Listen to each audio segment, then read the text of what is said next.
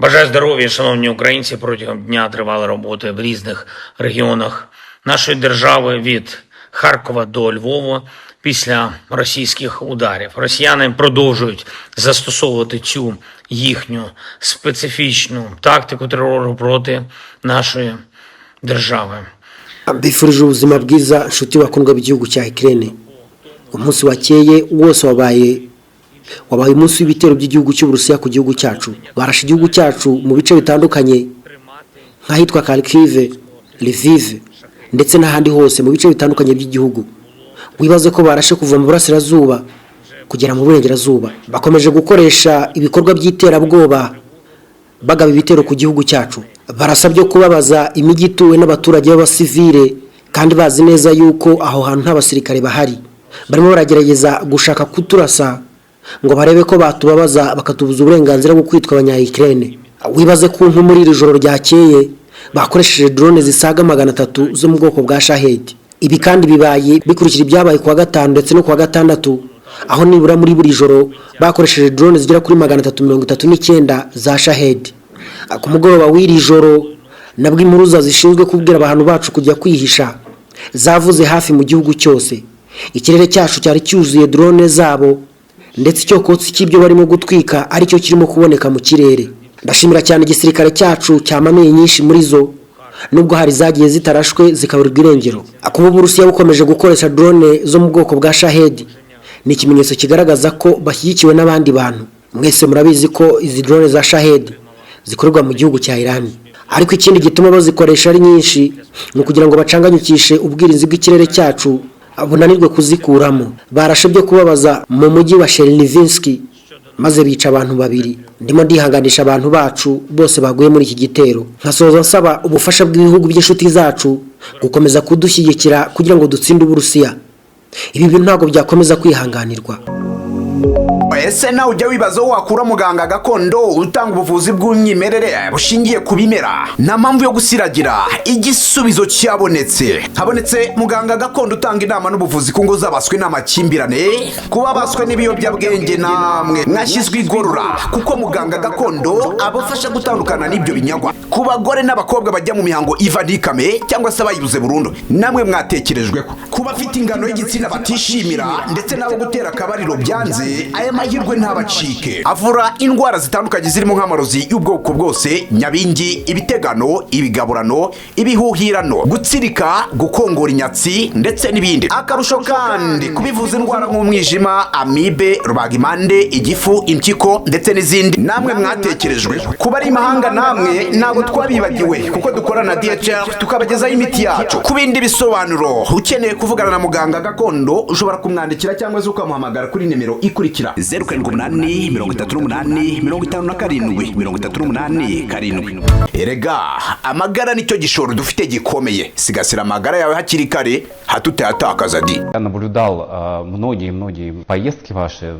Помню времена, когда просто безостановочные командировки в европейские страны и постоянное желание России взаимодействовать, выстраивать отношения. В какой момент мы поняли, что эти наши так называемые партнеры, они нам и не очень-то и партнеры? Mu kiganiro Perezida Putin yagiranye n'umunyamakuru hano, umunyamakuru yamubwiye ati maze igihe kirekire nitegereza uburyo wajya gukunda kujya ku mugabane w'Uburayi n'ukuntu ibicuruzwa byavaga mu Burusiya byerekeza kuri uyu mugabane, n'ukuntu bakundaga kugaragaza ko bishimira ibintu bikorwa mu gihugu cyacu cy'Uburusiya. Abaturage babo bahoraga bagaragaza ko bishimiye gukorana ndetse no gufatanya n'Abarusiya mu iterambere ry'isi. None nyakubahwa perezida, ni ryari wamenye ko bano bantu wibwiraga ko ari inshuti zawe, abaturage babo ari inshuti zabo Burusiya, ni ryari wamenye yuko atari abafatanyabikorwa banyabo? Maze Putin mu gusubiza atangira agira ati byari ibintu bigaragara kuva mu ntangiriro zo mu myaka ya za 2000. Twese byatubayeho, habayeho kwiringira kwibeshya. Ntange ubwanjye byambayeho kubera yuko navuga yuko byari bishingiye kuri izi ngingo. Abantu bose bari babizi ko imibanire yacu n'abari abantu idashoboka, kuko akenshi bo usanga ari abantu b'indyarya baraho, kandi bari babizi neza ko imibanire y'ubumwe bw'Abasoviyete ndetse n'icyo cyitwa ngo ni uburengerazuba bw'isi nyamara ahubwo gishingiye ku ngengabitekerezo yo kwanga Uburusiya gusa. Imibanire yacu yari itandukanye idashobora no kugira aho ihurira. ku rundi ruhande ariko hari ibihugu byinshi byari biyobowe mu buryo bwa gikomunisite. Icyo gihe rero byabaga ari ibihugu biyobowe n'abanyagitugu, rimwe na rimwe natwe ahubwo bakatwita abanyagitugu. Ku rundi ruhande nanone ariko ngo leta zunze ubumwe za Amerika yabaga iyobowe n'abademokrate, maze bo bakita ko batari abanyagitugu. Nyamara benshi barabizeye, babizera imyaka myinshi ndetse bakorana nabo batazi ibyabo. Natwe rero nuko byagenze. Ibaze imyaka 20 yose twakoranye nabo, rimwe na rimwe tukanakorana no ku makuru y'ubutasi. Ntekereza ko rero icyatera itandukaniro ryo muri ibi bihe igikomeye cyane kurusha ibindi nuko bari abantu babaswe n'ingengabitekerezo. Hanyuma rero ubw'umwe bw'abasoviyete bwasenyukaga, batangiye gutekereza ko nta muntu n'umwe ushobora guhagarara ngo ahagarare ku nyungu z'igihugu cyacu cy'Uburusiya. Batekerezaga ko nta Burusiya bukibaho. Ariko ibyo twe ntago twabifashe nk'imitekerereze itagira icyo yitaho gusa, ahubwo twabifashe nk'ibintu by'ubugwari n'abantu batareba kuri. Abibwiraga yuko ngo babonye amahirwe yo kubona uko bategeka igihugu cyacu.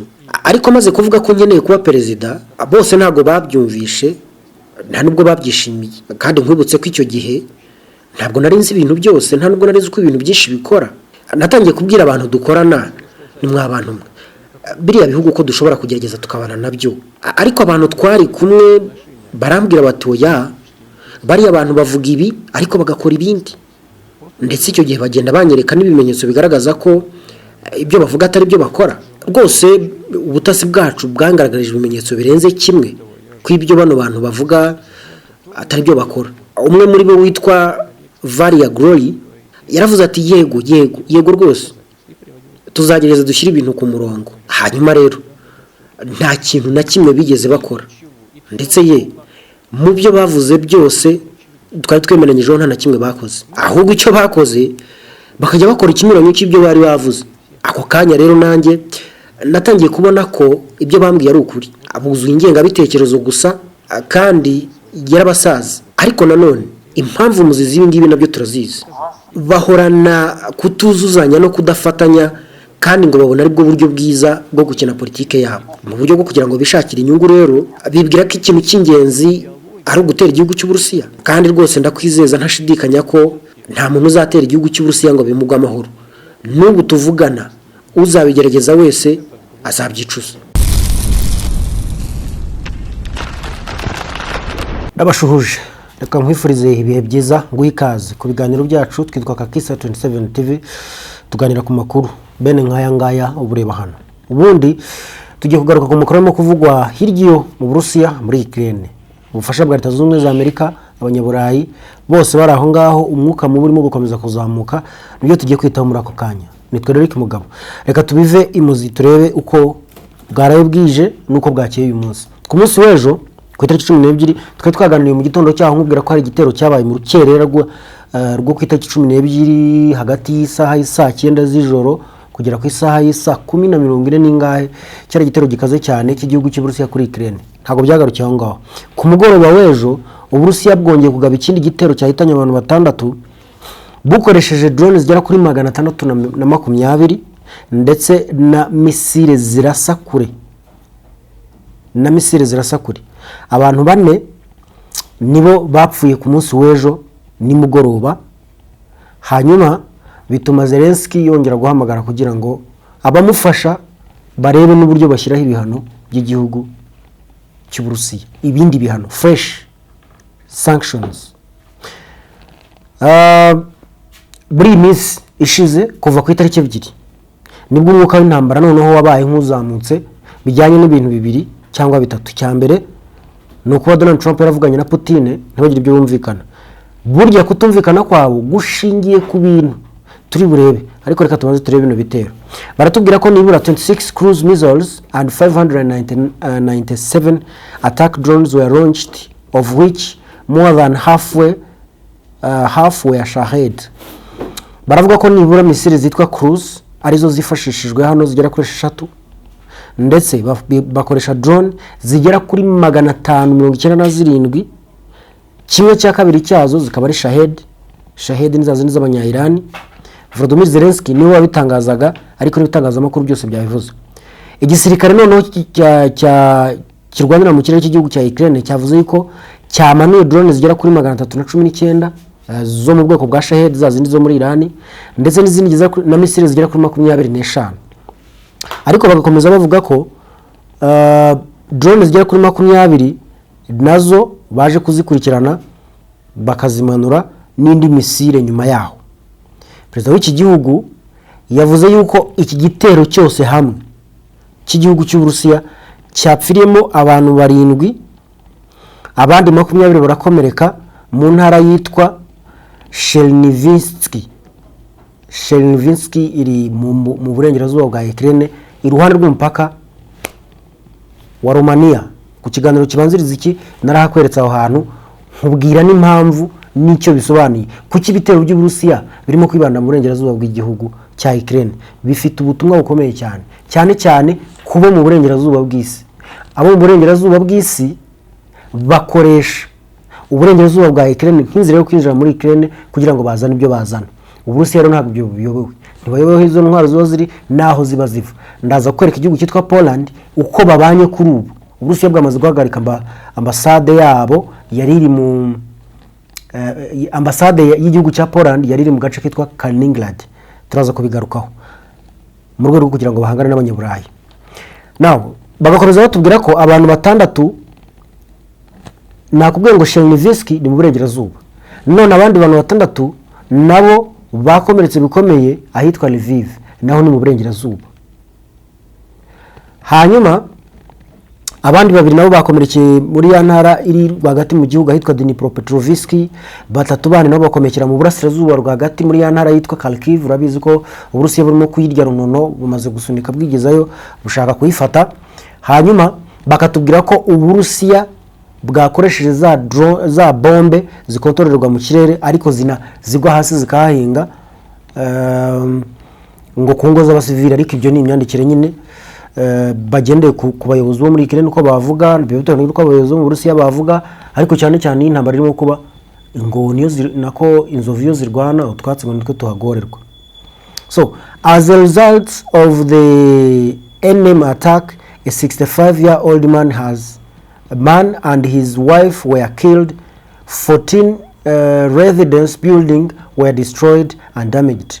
Kubw'ibyo muri Kharkiv umusaza w'imyaka 65 n'umugore we bapfuye ndetse inzu zigera kuri 14 zirangirika bikomeye muri kariya gace ka Kharkiv. Minisiteri y'igihugu cy'Uburusiya y'ingabo ariko yavuze yuko yarashe kuri kampani, inganda, ububiko n'izindi facility zifashishwa ku rugamba mu bya gisirikare mu gihugu cya Ukraine. Hano bakavuga ko barashe Lviv, Kharkiv ndetse na Luhansk barasa ku byitwa military aerodrome, ni bibari nk'utubuga dutoya tw'indege ntoya nazo. Bakavuga yuko ariko ariho bibanje gusa. So icyo ni igitero cy'umunsi wa gatatu kikurikiranye. Icyo ni igitero cy'umunsi wa gatatu kikurikiranye. Ubwo ejo twavuga ko ari umunsi wa gatatu wikurikiranye, no wa kabiri wikurikira, wa gatatu. Now uyu munsi ku itariki 16 ubwo twavuga byo ku 12 mu gitondo twaganiriye, nimugoroba ntabwo twaganiriye, ariko ku mugoroba nabwo hari byabaye mu gicuku. Uyu munsi mu gitondo Russian attack across Ukraine kills 7 and injures 21 over past day. Baratubwira ngo Russia yagabye igitero cyica abantu 7 gikomeretsa 21. Bakatubwira ko bakoresheje drone za Shahed zigera kuri 40, hahandi bari bakoresheje 319 ku munsi w'ejo nimugoroba. 319 hano bakoresheje 40. Bakavuga ko barashe nyine kuri Ukraine. Igisirikare cy'igihugu cya Ukraine kirwanira mu kirere nicyo cyabivuze, kivuga ariko ngo zose hamwe drone zakoreshejwe zari 60. Ariko impamvu bita kuri zone za Shahed zirakomeye cyane kandi zakozwe n'abanya-Iran, biragoye kuzitangira. Ukraine Air Defense shot down 20, barashe 20, while other 20 disappeared from the radar without causing any damage. Zari 40 za Shahed 20 muri zo barazirasa, izindi 20 ziburirwa irengero, ariko ngo zagiye ntacyo zangije.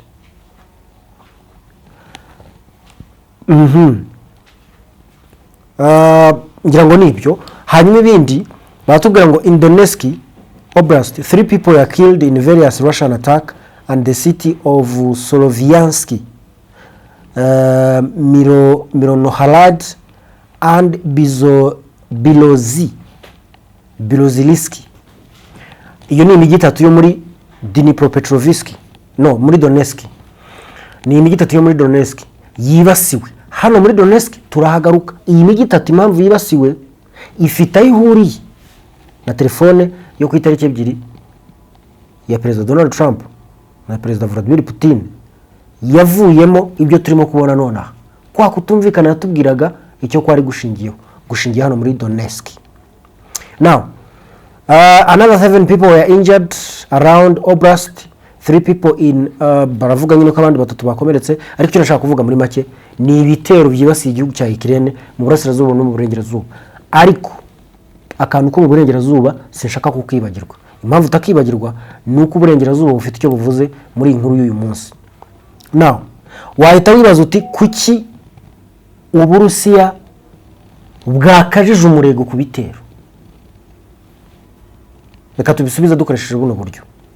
Icyambere, uyu mugabo wona hano yari umukomanda w'ingabo z'igihugu cy'Uburusiya zirwanira mu mazi, yishwe n'ingabo z'igihugu cya Ukraine umunsi bagabe igitero ku itariki 3, shora ku itariki 3. Ubwo Uburusiya bwagawe igitero kiremereye ku itariki 4, Ukraine yaragabye igitero ku itariki 3, cyari kiri muri Kursk, cyiciramo umugabo witwaga Gudkov apfuye, apfana n'abandi 20 nabo iki gitero twakivuzeho, ariko uyu bari batamuvuze. Uyu yari umugabo mukuru w'ingabo z'igihugu cy'Uburusiya zirwanira ku mazi. Elite Russian Marine Unit commander reported killed in Ukrainian missile. The commander of an elite Russian Marine unit was reportedly killed in an Ukrainian missile strike that also claimed the life of Russia's deputy Navy chief. The independent Telegram news channel Astra reported Friday, citing now deleted post by the official in the official's hometown. Uwabyanditse igihe barabisibye. Baratubwira ko babisibye, ariko bavugaga yuko wari wabyanditse yavugaga yuko hapfuye abantu 2 bakomeye muri babandi 22 bari bapfuye bazira ko baje kurunda ingabo muri Kursk barimo gutegura kuzataka igihugu cya Ukraine, bazana ingabo 50,000 hanyuma ziza kubagaho igitero cya drone gihitana uyu mugabo. Kurasa ku ngabo z'Uburusiya hagapfa abajenerali bisobanuye ko Uburusiya bugomba kukwihoreraho mu buryo buremereye. Niyo mpamvu ku itariki 3 no ku itariki 4 Uburusiya bwarashe biremereye mu buryo butigeze bubaho. Uyu mugabo rero bakaba bamwitaga Colonel izina nyine ipeti nako Sergei Ailin. Yarayoboye batayo y'ijana 55 y'ingabo zirwanira brigade y'ingabo y'ijana 55 y'ingabo zirwanira mu mazi z'igihugu cy'Uburusiya. Yapfuye ari ku mirongo y'urugamba, yapfiriye muri Kursk, yapfuye baje kubategura uburyo bagiye gukora igitero cy'imbatura mugabo ku gihugu cya Ukraine, baje bitwaje ingabo 50,000.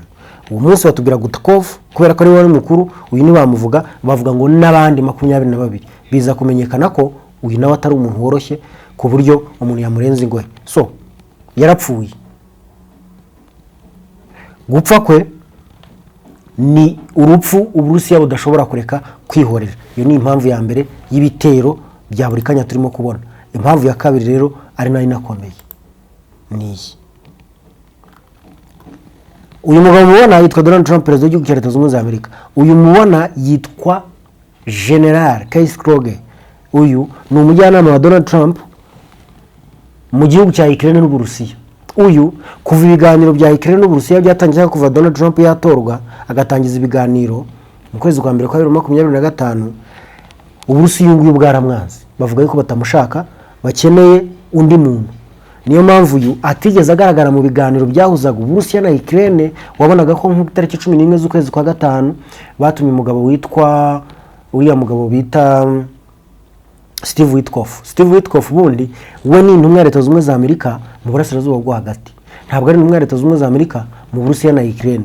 Ariko kubera ko Uburusiya bwanze uyu nguyu Keith Kroger kubera ukuntu ngo abogamira kuri Ukraine n'ukuntu yitwara nka pro Ukraine, bahise bamwanze nibwo Trump yamusimbuzaga Steve Witkoff akora akazi keza ko kujya atwara ubutumwa bwa Trump kuri Putin.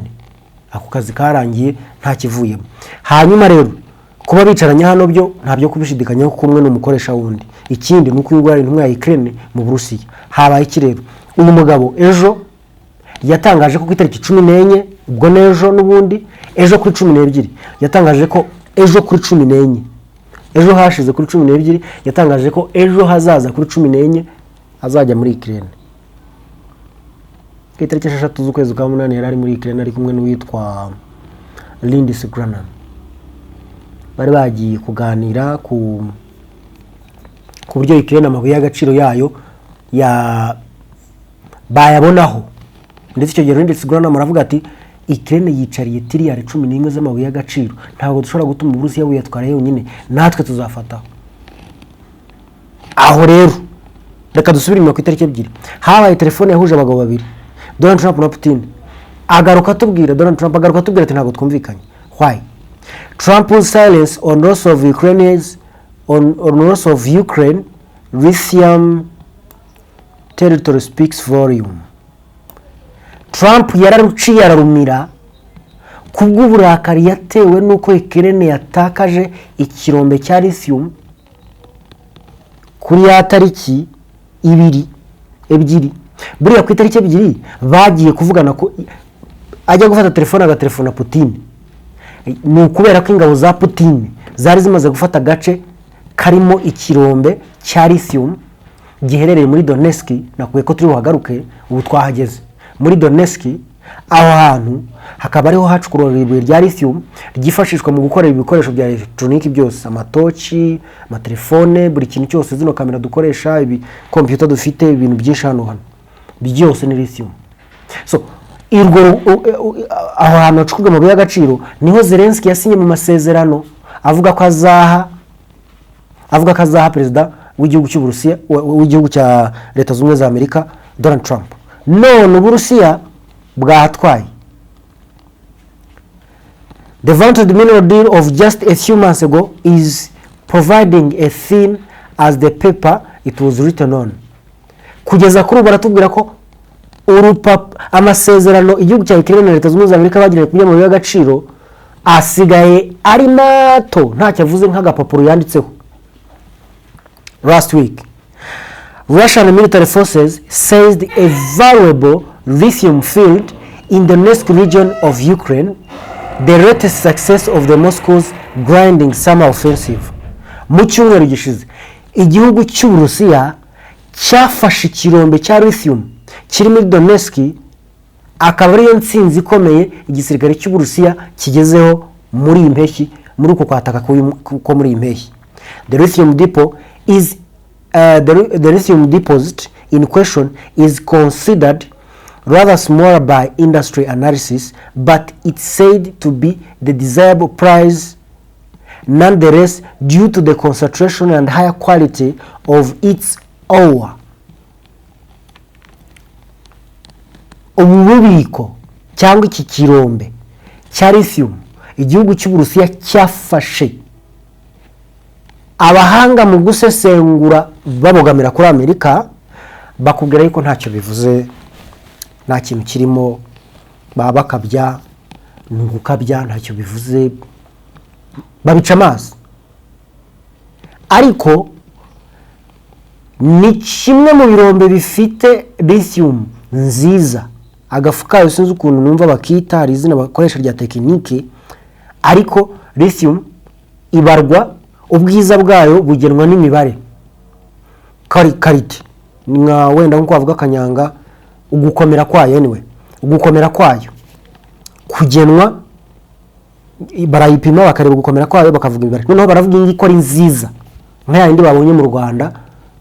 Nabonye hari uruganda rwo mu Bwongereza nyine rwitwa Atelian ruvuga yuko rwabonye mu Rwanda lithium nayo imeze neza iri ku kigero cya 3 kuzamuka, ubundi zirazamuka zikageranyira ngo kuri 70 ingahe ku 9. Anyway, reka twigarukire hano. Bisobanuye ko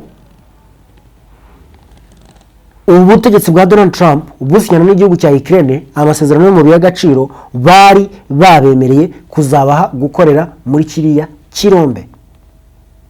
Bamaze kwemera gukorera muri kiriya kirombe, ikirombe bagishyira mu masezerano. Kubera iki? Kubera yuko icyo kirombe cyari kitarafatwa n'igihugu cy'Uburusiya, none Uburusiya bwahacakiye. Leta zunze za Amerika igiye gukora iki? The loss attracted no notable reaction from President Donald Trump or his advisors, Ukraine and its backers, who had hoped that the deal would create a binding and long-term U.S. interest in the Ukraine and its security future, will certainly be disappointed. Uburusiya bwamaze kubona ko bufite ubushobozi bwo gukomeza gusunika. Donald Trump arahamagara ababwira ati mwahagaritse intambara tukari ukuntu tuvuga bino bintu, mwabyanga tukabarasa. Ashyizemo ko kandi ngo mwabyanga tukabarasa. Okay, baravuga bati niba mushaka nitubyanga mukaturasa reka tukwereye.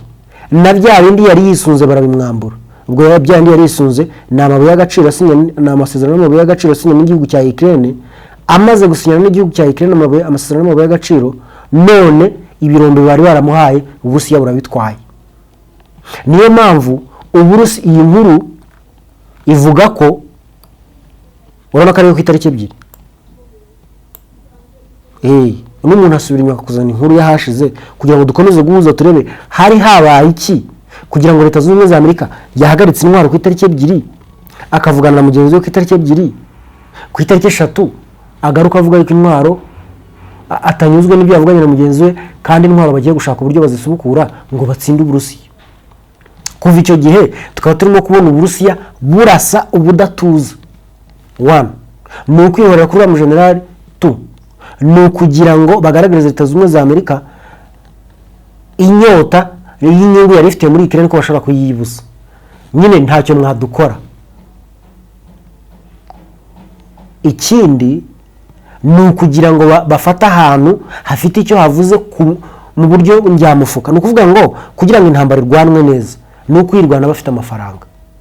Mwabonye hari umusenateri witwa Kennedy, yego yitwa Kennedy, Robert Kennedy cyangwa Fred Kennedy gutyo, umusenateri wo muri Leta zunze za Amerika, yagaragarimo kuvuga yuko Uburusiya bwamaze kuvuga, Uburusiya bwarakennye. Ni gute Perezida Putin atinyuka akavugana na perezida wacu yarangiza akamubwira bene ari amagambo amusuzugura amutesha agaciro yanga kumva ibyo amubwira? Uzi ko kwanga kumva ibyo Perezida wa Leta zunze za Amerika akubwira uba ukoze icyaha. Akamubwira ati rero njye ndabizi n'undi muhango wese ukurikirana intambara arabizi ko Uburusiya bwakennye. Kuba bumaze gukena kubera ko bumaze igihe burwana intambara kandi budafite ubufasha, bisobanuye ko twabwataka kandi tukaza tubutsinda. Hanyuma niba Uburusiya butarimo kumva ibyo tuvuga reka tuburasa, niyo gahunda bari bafite. Uburusiya rero nabwo bugomba kwihagararaho, noneho bukanafata ahantu hazatuma hashyigikira ubukungu bwabo. Hanyuma nimara gufata ahantu hatuma bashyigikira ubukungu bwabo, baragenda barebe na bya bihugu byifashishwa mu kuzana za nkunga z'igihugu cya Ukraine. Nakubwiye ngo kuki ubungubu uburengerazuba bwa Ukraine aribwo bwibasiwe. 1, intwaro ziza muri Ukraine nta ndege n'imwe zizana, nta ndege n'imwe yaza ngo igwe mu gihugu cya Ukraine yikoreye intwaro bayirasa. Nta bwato bukiza buciye mu mazi y'umukara ngo bugere mu gihugu cya Ukraine baburasa. Ahubwo Ukraine yaremye kandi kantu kitwa Grain Corridor. Grain Corridor ni akantu bakoze n'umuhora, korodoro nyine, korodoro urayizi, korodoro yanzu riri hagati y'ibyumba byawe uva mu cyumba kimwe ujya mu kindi. Noneho Ukraine yari isanzwe ifite inzira icamo iva mu gihugu cyabo ikikubita hariya muri amazi y'inyanja ya Dnipro, ubwo niba yavuye muri Donetsk bagaca muri Dnipro bakajya mu mazi y'umukara bakamanuka bakagera iruhande rw'igihugu cya Turukiya bagahita baca mu mazi yitwa Marmara Bosphorus Strait.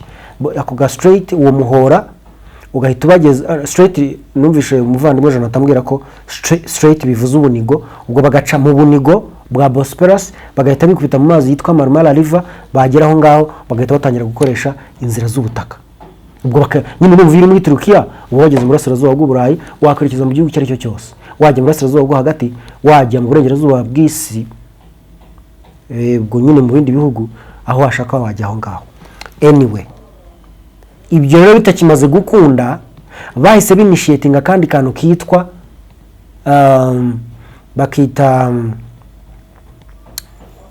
iyo corridor bayita Maze, is it Maze corridor? Ni akandi gakorodoro iriya nzira yo mu mazi maze gupfa bahise bakora ku bihugu byegereye ari amazi y'umukara, ku buryo biri mu mazi yabo. Katubanze turebe hano gatoya, ni ukuvuga ngo hari ibihugu byegereye amazi y'inyanja y'umukara, sibyo? Amazi y'inyanja y'umukara ngaye, noneho ibihugu bituranye n'amazi y'inyanja y'umukara urabona ko hari Ukraine, hari igihugu cya Moldova, hari igihugu cya Romania, hari igihugu cya Bulgaria ndetse na Istanbul muri Turukiya. Aha ngaha niho nakubwiraga uza ashaka kujya mu Burayi akaza hano. Hari amazi yitwa Marmara muri Turukiya, hari umuhoro uri hano uhuza igihugu cya Turukiya hano.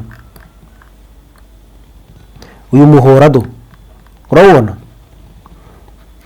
urabona ko aya ni amazi y'umukara. Aha ngaha ni mu mazi y'umukara Black Sea. Hanyuma iyo umuntu aturutse mu gihugu cya Ukraine cyangwa mu Burusiya yarazaga yagera hano agahita aca muri aka kantu, nibwo bunigo nakubwiraga bwitwa Bosphorus Strait. Ubu bunigo bukakuzana bukakugeza muri aya mazi yo mu gihugu cya Turukiya yitwa Marmara, ngira ngo urabibona hano, Sea of Marmara.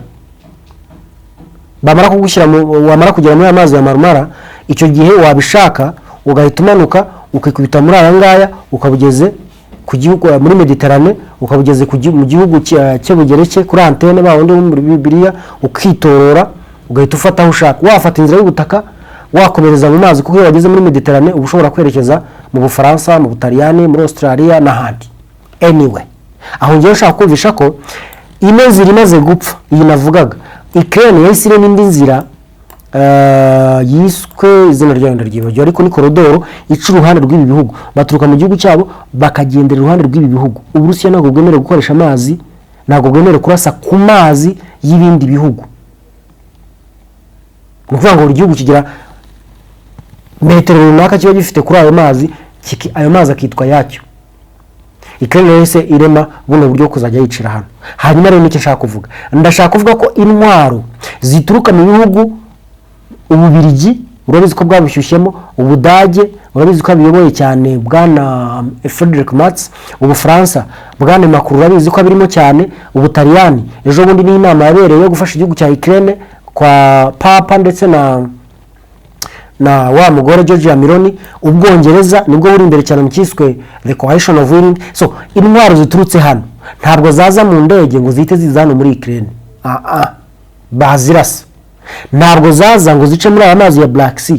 Uribuka ibyabaye ku itariki ya mbere z'ukwezi kwa gatatu 2025 habaye inama yahuje ku itariki 3 ko ku ya mbere nibwo batangaje ko inama iri bube kuri 3 haba inama.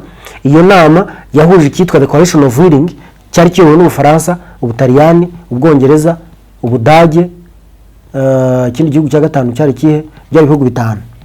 Ibyo bihugu biricara bigenera Ukraine intwaro, ariko Ubwongereza butanga miliyari 1,600,000 z'amayero.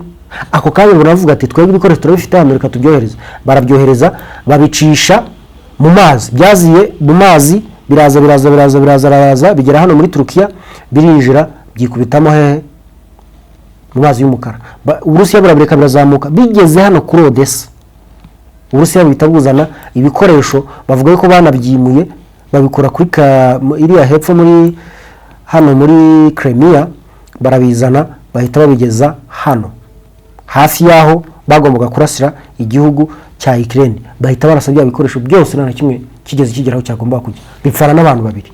So kugira ngo risk irangire rero babicisha muri ibi bihugu, igihugu cya Hungary ntabwo bakunda kuyigira, igihugu cya Romania, Moldova, n'iki gihugu cya Poland kwa Andrzej Duda.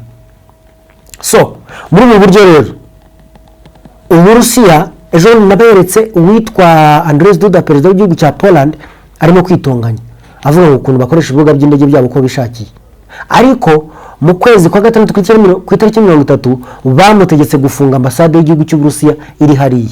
None kubera icyo Uburusiya bwarasaga mu burengerazuba bw'igihugu cya Ukraine hano za Lviv, Sheverinski, nuko hari ibikoresho birimo guca muri Romania bigahita byinjizwa muri iyi ntara ya Ukraine, Uburusiya bwabimenya bagahita baharasa.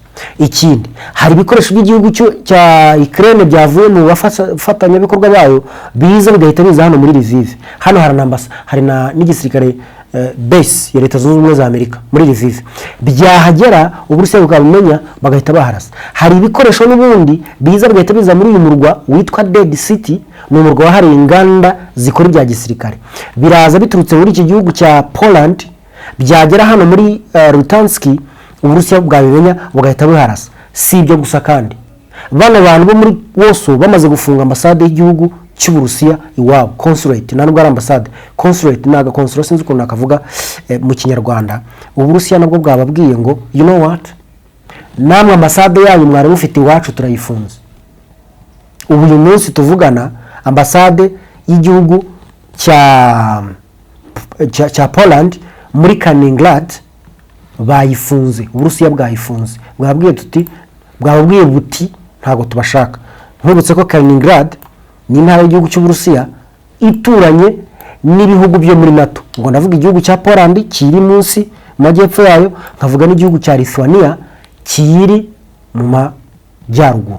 Iyi ntara nta gihugu na kimwe ishamikiyeho, ariko ubundi yahoze ari Ubudage. Anyway, Uburusiya buhagera buciye muri aka kantu kitwa Swalik Strait, cyangwa ubunigo bwa Strait, kuko nako ubunigo bwa Swalik nkuko batubwiye mu kinyarwanda cyiza. Anyway, ni ukuvuga ngo ambasade y'igihugu cya Poland mu Burusiya yamaze gufungwa, nkuko Poland nayo ku itariki 30 z'ukwezi gushize yafunze y'Uburusiya. Iyo abantu batangiye gufunga ambasade biba bifite ikintu kinini bivuze. Ngira ngo uribuka uzareba hano muri Afrika iyo igihugu cyamenyekanye ko kirimo gufasha ikindi ngo cyangwa gihisha abantu barwanya ikindi. Urugero, u Rwanda ubundi burushinza kuba ruhishe abantu barwanya ubutegetsi bw'igihugu cy'u Burundi, impaka barayifunze. Abarundi barabwira bati ikibazo kitarakemuka nta kintu tuvugana. Icyo ni urugero rwiza rw'umuntu ubitsa abandi bantu. U Rwanda rwijunditse Kongo kuva mu myaka 30 ishize kubera kubika FDLR, ku buryo u Rwanda rukubwira ko rwagenda n'ibirometero 2000 bagiye gushaka FDLR.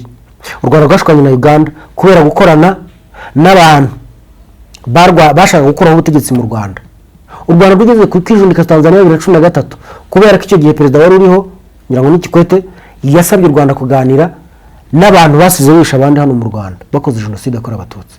Anyway, umuntu wese ushobora gutuma kukubikira umwanzi cyangwa se gutuma ibyago bikugeraho, imikoranire irahagarara. Icyo gihe u Rwanda na Tanzania 2013 ntabwo byari bimeze neza. 2019 u Rwanda na Uganda ntibyari bimeze neza.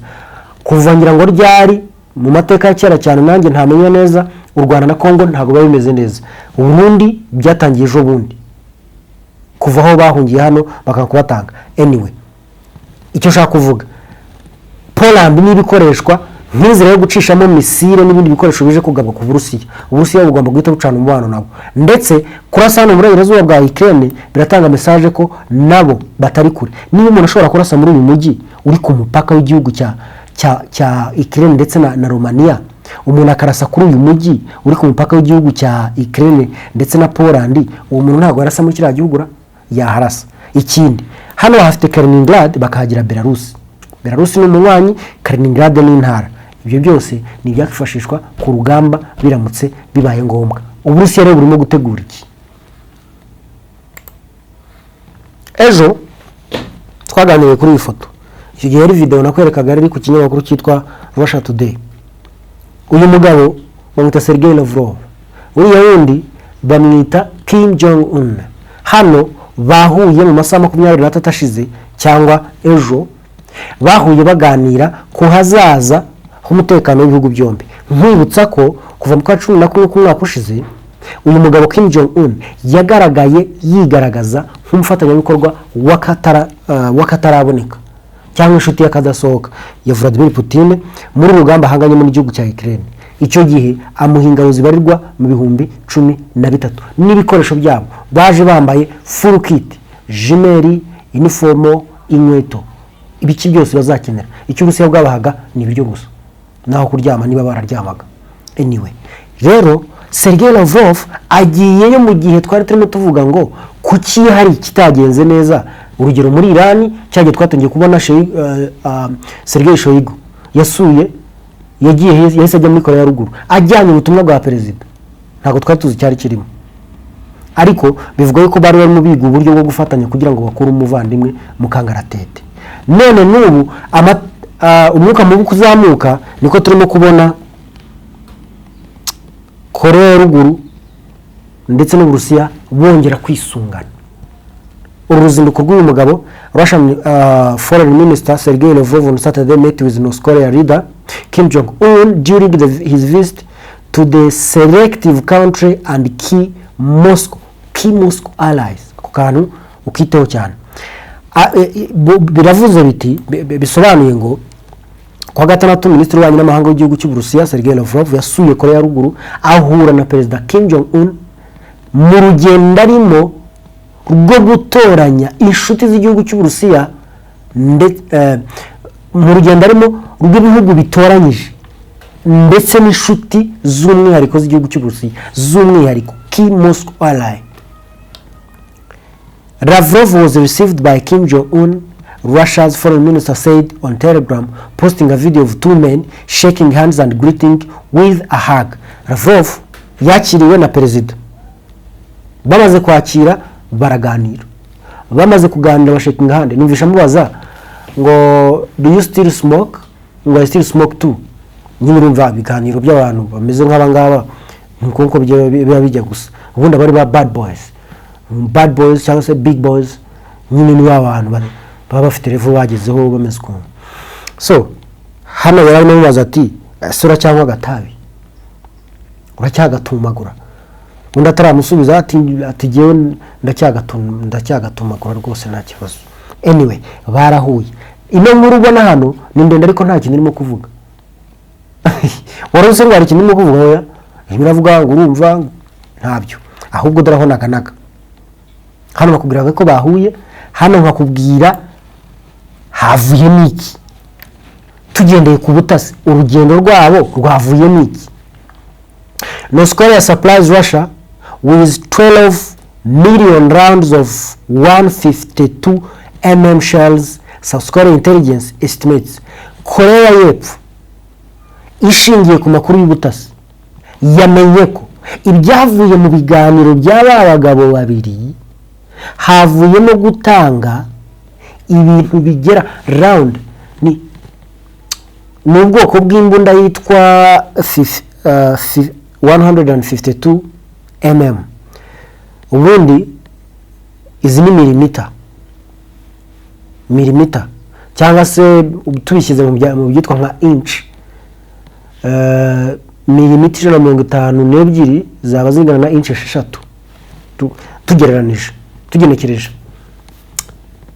Ubundi biba bivuze kaliba, biba bivuze ubugari bw'imbunda.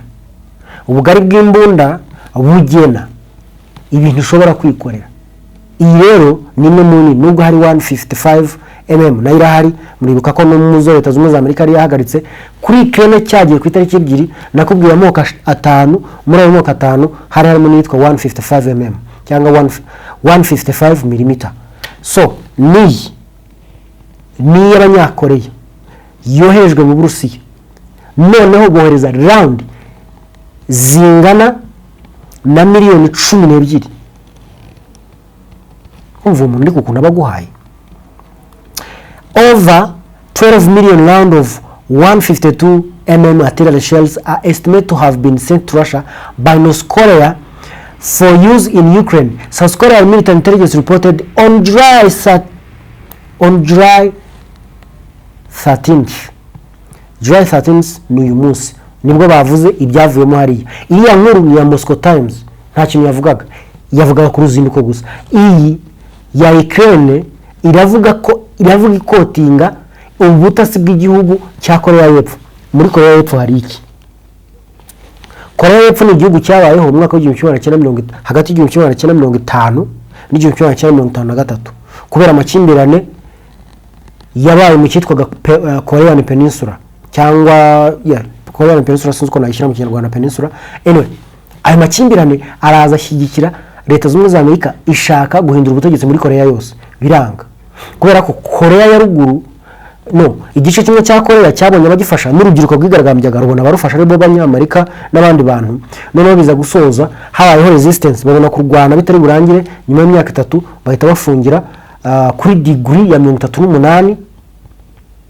Yego, barangije bahita bashyira umupaka witwa bahashyira ahantu hitwa demilitarized zone, agace katabangamo abasirikare. Niko ka Amerika rinzwe ku isi, gatandukanye ibihugu byombi. Korea y'Epfo birabaye, Korea y'Uruguru birabaye. Korea y'Epfo ikora mu nyungu z'abanyaburayi n'uburengerazuba bw'isi. Korea y'Uruguru ni igihugu kigenga gishaka inshuti buke zirimo Uburusiya n'abandi bake tutamenya kubera yuko abenshi ababo ntago babavuga. Hanyuma kukingiye aho ngaho nuko ubutasi bwa Korea y'Epfo ari ubutasi bwa Amerika. Utigute Korea y'Epfo ifite ibirindiro bya Leta Zunze Ubumwe za Amerika 77, ifite abasirikare ba Leta Zunze Ubumwe za Amerika 34,000. Abo bantu bagira ubutasi bwabo n'ubwa Amerika. Niyo mpamvu Amerika Ukraine yoroherwa no kumenya ibyavuye mu butasi bwa Korea y'Epfo. Nuvuga ngo Korea y'Epfo iratata igaha Ukraine, ntabwo bishoboka. Korea y'Epfo na Ukraine imikoranire yabo ntayo tuzi, ahubwo icyo tuzi bahuriyeho ni ingaruzwa muheto za Leta Zunze Ubumwe za Amerika. Niyo mpamvu Korea y'Epfo ni itata kubera ko abanyamerika barimo gutata, bazasharinga Ukraine kugira ngo ibone icyo yandika. Ariko icyo kintu kiba cyabaye kuko nta makuru y'ubutasi, kandi amakuru y'ubutasi ntago ni gake cyane abarimo amazi, ntago bajya bayakora bya bindi Museveni yagize gutya avuga ati ibyo byo mwirwa mubeshya ngo mufite ubwenge, ati nzafata ubwo bwenge mbufunguri menemo amazi. Anyway, ubundi se kuki tutagarukira hano? Icyo nakubwira, imyitegurire rimbanyije impande zombi, kurwana ni gahunda basezeranye kandi batareka.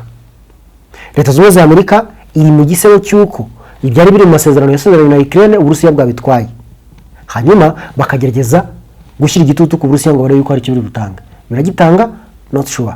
Icyo nzi cyo nuko kurwana gushoboka, kandi nkuko twabivuze ubushize, Uburusiya bwatsindwa, nta gihugu kitatsindwa ku isi. Uburusiya bwatsindwa pe, kuko no mu ntambara y'ubutita bwaratsinzwe. N'ubu intambara barimo kurwana umuntu ashobora kuyita nka proxy war cyangwa hybrid, tuyite hybrid war. Hybrid aho abantu bakoresha igishoboka cyose kugira ngo umuntu atsindwe. So bashobora gukoresha abandi, bagakoresha political pressure, diplomatic pressure, bagakoresha ibintu byinshi kugira ngo barwana nawe atsindwe. Bagufatira ibihano, bafatira abanyapolitiki ibihano, bagufungira imipaka, bakubuza gucuruzanya, bakugote, bakurase, bakuvuge nabi, bakwangisha abantu. That is hybrid war. So Uburusiya bwatsindwa kuko no muri Cold War bwaratsinzwe. Ariko si nidufata Uburusiya bwatangiye kurwana ku itariki 24 z'ukwezi kwa 2022 tukabugeza uyu munsi, ari bwo n'abanyamerika bafasha Ukraine ndetse n'abanyaburayi, ninde wungutse? Turebe mu bijyanye n'inyungu, Uburusiya bwapfushije abantu, ibikorwa remezo barabirashe, za Kazani nahe hose baraharashe, ariko nabwo bwarashe muri Ukraine. So niba ari ukurasana tugite wenda ko ari 50-50. Hanyuma rero Uburusiya bwafatiwe ubutaka ku itariki 3 z'ukwezi kwa 8 2024, ariko byagiye kugera ku itariki 23 z'ukwezi kwa 3 2025 nta musirikare n'umwe w'igihugu cya Ukraine ukiriho mu Burusiya. Impamvu navuze ngo ukiriyo nuko hari abagumyeyo, Ukraine kanga kumanika amaboko, Zelensky kanga ko bamanika amaboko, bose bakabica abasirikare 1600 barapfa. Mirambo barayibonye bayizana ejo bundi, n'ubu bari kuri round ngira ngo ya 9 batari ya 8. anyway. Ubwo ni ukuvuga ngo Uburusiya, Ukraine yafashe ubutaka bw'Uburusiya, ariko Uburusiya bwafashe ubutaka bwa Ukraine n'ubu buracyabufata, kandi ubwo Ukraine yari yafashe ntabwo igifite, ariko ubwo Uburusiya bwafashe bumaze kuba kilometero kare 120. Bakubwira ko Uburusiya bufata kilometero kare 25 buri munsi, bakakubwira ko mu mibare ufashe kilometero kare 633,268 za Ukraine ukazihuza na kilometero kare 25 bafata buri munsi, bakugaragariza ko niburi minsi 19,342 yari hagije kugira ngo Ukraine yose ibe yabaye intara y'Uburusiya. Nkwibutsa ko ku itariki 20 z'ukwezi kwa gatandatu kwezi gushize, Vladimir Putin ubwo yari mu kiganiro cy'inama yari yabaye yitwa St. Peter's International Economic Forum, yavugiye ijambo rikomeye aravuga ngo Ukraine yose ni yacu, ahita yigarura avuga ngo aracitswe. Anyways, reka tubigarikiriza aho ngaho gusa. Uburusiya bwatsindwa birashoboka, ariko Ukraine nayo byashoboka ko yafatwa yose, cyane ko gufatwa yo biragaragara yarafashwe. Nitwa Eric Mugabo, gushimira umusanzu wawe ku biganiro byacu, wifuriza ibihe byiza. Reka tuze guhura mu bindi biganiro. Komere cyane.